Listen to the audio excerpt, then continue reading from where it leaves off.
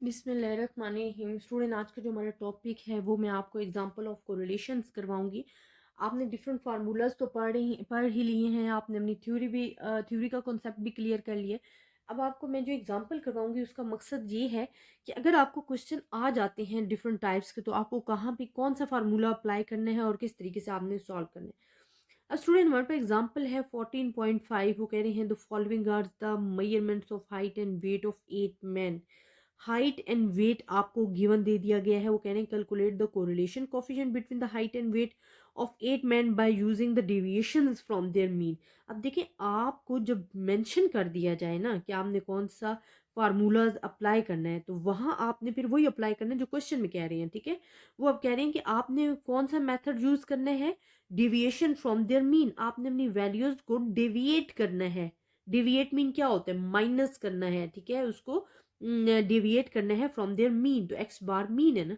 अब आपको यहाँ पे मेथड मेंशन कर दिया, आप जो मेंशन किया गया आपने वही मेथड यूज करना है। अगर वो ये वर्ड ना यूज करते ना, क्या using the division from their mean, आपने ये चीज यूज करके, तो आप वहां पे दूसरा फार्मूला लगा सकते थे एक्स वाई वाला, जो कि मैंने सेकंड बताया था कल।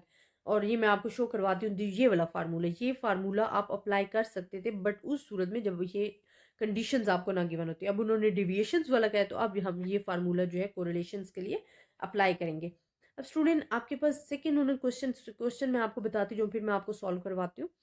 Again, compute the correlation coefficient by taking the deviation from their variable x from 17 and variable y from 120 आपको गिवन दिया। इसी तरह do the result 1 and 2 agree. आपके पास जो रिजल्ट आएंगे, क्या आप उनसे एग्री हो या नहीं हो, ये भी मेंशन करें। अब हम स्टार्ट लेते हैं अपनी एग्जाम्पल का। वहां पे उन्होंने हमें जो एग्जाम्पल्स का मेथड है वो हमें फिक्स कर दिया गया।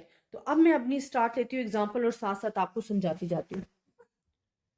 अब स्टूडेंट, आप यहाँ पे देख सकते हो कि आपको एक्स की वैल्यूज गिवन है 78, 89, 97, 69, 59, 79, 68, 61। इस तरह एक्स की वैल्यूज आपको गिवन है, ये तमाम की तमाम। अब हमने क्या कहा है, जो उन्होंने मेथड कहा था कि डिविएशंस फ्रॉम देयर मीन। अब एक्स का अगर हम मीन फाइंड करते हो, तो आपको पता है कि हमारे पास मीन फाइंड करने का मेथड क्या होता है कि summation of X divided by N जो है वो मीन। इसी तरह वाई का अगर मीन फाइंड करना है तो summation of Y divided by N. यहाँ पे 75 आ गया एक्स बार, वाई बार आ गया 125।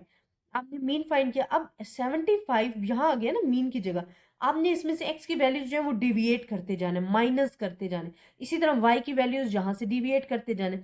अब क्योंकि फार्मूला आपके पास क्या है कि स्क्वायर वाला है, क्योंकि हमने स्क्वायर लेना है, फार्मूले की रिक्वायरमेंट है, तो हमने इनका स्क्वायर ले लिया, इसी तरह इसका स्क्वायर ले लिया और यहाँ पे हमने मल्टीप्लाई कर दिया। ये तमाम की तमाम चीज़ों का सम लेना। और ये आपको कैसे पता चलेगा कि हमने क्या क्या चीज़ फाइंड करनी है? अगर आप अपना फार्मूले पे नजर डालो तो स्टूडेंट, आपको क्या क्या चीज़ रिक्वायर्ड है। आपको कोरिलेशन कोफिशिएंट फाइंड करने के लिए summation of x minus x bar and bracket में y माइनस वाई बार आपको रिक्वायर्ड है, जो कि हमने कैलकुलेशन में अभी अप्लाई किया। इसी तरह आप देखें कि under root summation of x minus x bar का whole square, summation of y minus y bar का होल स्क्वायर आपको रिक्वायर्ड था, तभी हमने ये जो है फाइंड किया और इनका सम आपने लिख देना। अगर जो सिंपल कैलकुलेटर से कैलकुलेशन आप करोगे तो आपके पास 0.956। अब मैंने एक चीज आपको अगेन एंड अगेन रिपीट करवाई है कि स्टूडेंट, जब भी आपके पास आंसर आएगा ना, आपके पास जो आंसर आएगा वो +1 एंड -1 के दरमियान आएगा। It's a range of the correlation coefficient. अगर इससे ग्रेटर आंसर आ रहा है तो it's mean you doing the some mistakes, तो रीचेक योर क्वेश्चन, तो आपने उसको रीचेक करना है। तो आपकी जो range of the correlation coefficient, this is the 1 and -1। तो यहाँ पे जो आंसर है 0.956, इट्स मीन ये हमारे पास इस रेंज के दरमियान है। लेकिन अगर 1 आ जाता है तो it's mean it's a perfect positive correlation है, और अगर माइनस आ जाता है तो it's a perfect negative correlation है। अब ये पॉजिटिव कोरिलेशन जो आपके पास है, लेकिन अगर फुल 1 आ जाता है तो वो परफेक्ट पॉजिटिव कोरिलेशन हो जाता है। सेकंड उन्होंने जो बात कही है, अब उन्होंने यहाँ पे आप क्वेश्चन देखो, उन्होंने जो main again compute the correlation coefficient, again आपने कंप्यूट करना है and taking the deviation x from 17 in mean x minus 70 और y variable y from 120, y minus 120 उन्होंने खुद कह दिया ना। अब यहाँ आप देखें कि x माइनस 17, y माइनस 120, तो ये यू एंड वी, देखिए शॉर्ट मेथड वैसे भी बेसिकली क्या होता है कि आपकी जो लॉन्ग वैल्यूज होती है ना उनको शॉर्ट करके कर देते हैं। अब ये भी शॉर्ट मेथड का फार्मूला है जो कि आपने माइंड में रखना है कोरिलेशन कोफिशिएंट के लिए, और ये कोरिलेशन कोफिशिएंट के लिए यूज होता है यूवी। अब जिस तरह डिविएशंस उन्होंने कह दिया ना वहां पे ये यूज होगा। अब इसी पे हमने माइनस करते जाना है, एक्स की वैल्यूज वाई की वैल्यूज माइनस करते जाना है। यहाँ पे u square v square u v जैसे कि हमें यहाँ पे रिक्वायर्ड था ना, इन्होंने लिखा और ये अपने फार्मूलाज में पुट किया है और उन्होंने आंसर ले लिया। मैंने आपको कहा कि फार्मूला चेंज करने से कभी भी आंसर चेंज नहीं होगा, आंसर सेम आता है। अगर आप अपने आंसर चेक करो ना तो यहाँ पे आए 0.956, यहाँ पे भी आए 0.956। It's mean answer remain the same if formula is change. ठीक है, जो हम चेंज ऑफ, ये हमारे पास change of origin and scale आ जाता है ना। तो change of origin and scale basically क्या होता है student, change of origin and scale क्या होता है कि जो आपका लॉन्ग ज़्यादा कैलकुलेशन होती है ना वो शॉर्ट मेथड में आ जाती है, आपको वहाँ पे इतना मेहनत नहीं करनी पड़ती। अब वो कहते थे क्या आप इस रिजल्ट से एग्री हो? Yes we are agree, because हमने कहा था प्रॉपर्टी ऑफ द कोरिलेशन हमारे पास क्या थी कि आर जो है is symmetrical with respect to variable x and Y.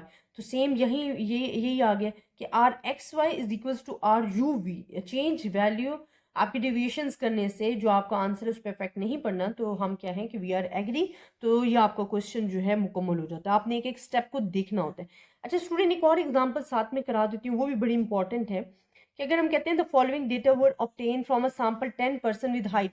अगर आपको हर चीज कैलकुलेट करके दे दी जाती है ना, सम दे दिया जाता है, देन इट्स योर चॉइस कि आप कौन सा फार्मूला लगाना चाहते हो for finding the coefficient of correlation. तो अब देखिए मैंने आपको कहा था कि two it the most important formulas हैं जो कि मैंने आपको मेंशन किए थे। एक जो हम ऊपर अप्लाई कर चुके हैं डेविएशंस वाला, क्योंकि वो उन्होंने खुद कहा था। सेकेंड आपके पास ये फार्मूला है and it's a important formula. ठीक है, अब यहाँ पे आपके पास क्या है, बिकॉज ईच एंड एवरीथिंग आपको गिवन दे दिया गया है, you simply write the formula and put the values and calculate it.